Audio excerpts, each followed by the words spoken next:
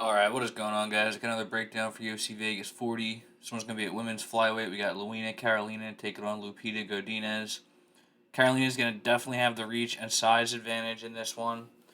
But I will start with Lupita Godinez. So, Lupita Godinez looking to be or this will be, if the fight goes down, the fastest turnaround in UFC history.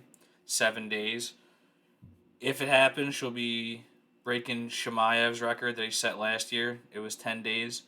And I remember Kevin Holland almost broke this record once, but then he had to pull out of the fight. I think it was after the Anthony Hernandez fight. He's going to fight Daniel Rodriguez, so he might have lost that one. Who knows? Could have derailed the Kevin Holland hype train. But yeah, Lupi Godinez looking to break that, and she looked excellent last week, about as good as you could look.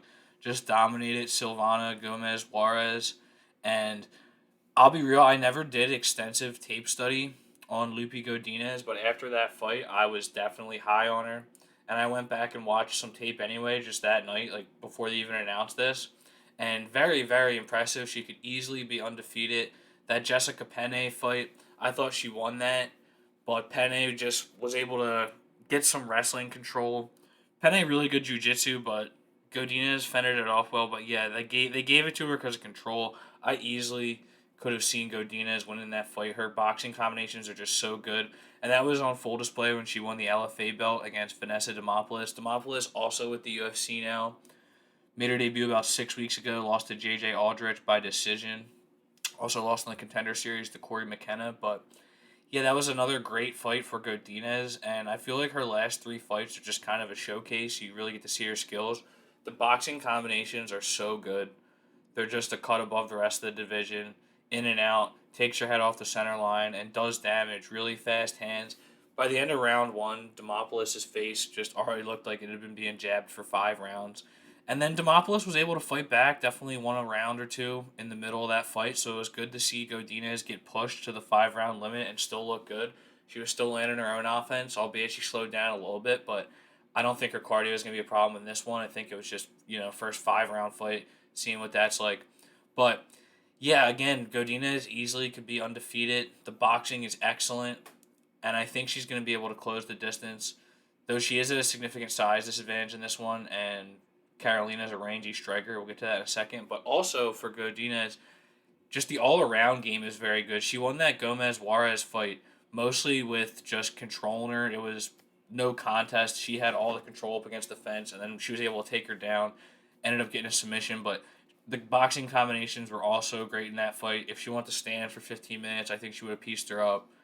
And then, she just showed that she has those layers to her game. So, yeah, very high on Lupi Godinez. Hope she can get the W on 7 days' notice against Luana Carolina. So, Carolina won a split decision against Botello last time out. Botello, big power puncher.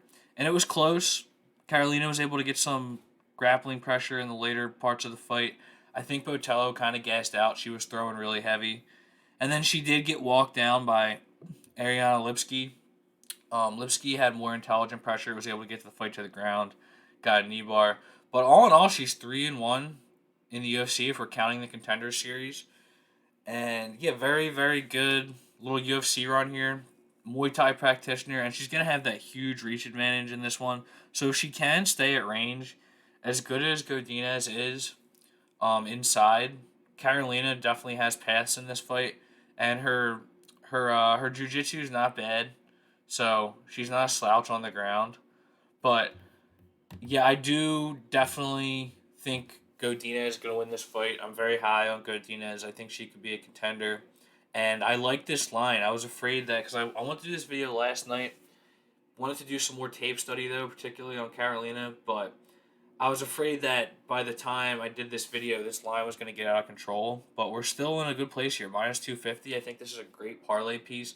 Not really sold on a method, and we don't have one yet because this fight was only announced a couple days ago. But yeah, I did put this in a couple parlays, and I am definitely making a video of my bets this week, either tonight or tomorrow. I've wanted to make a video like that in a little while, so for a little while. So yeah, I'm gonna do that, and I'm gonna show how I like to bet, and I will show you my actual bets for this fight. So stay tuned, and other fights. But yeah, stay tuned for that video. Hopefully tonight or tomorrow.